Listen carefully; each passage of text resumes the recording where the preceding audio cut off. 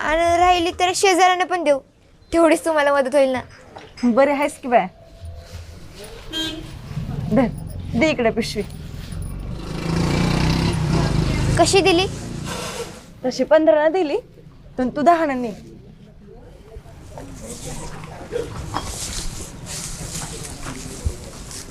नको, 15चीच द्या.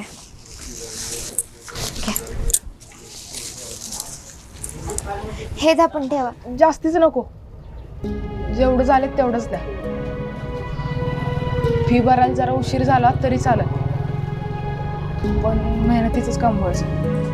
अरे तू गैरसमज करून घेतोय. मी फक्त झाली ना भाजी घेऊन, नाही ते दुसरं बी किराय घ्यायचंय ना.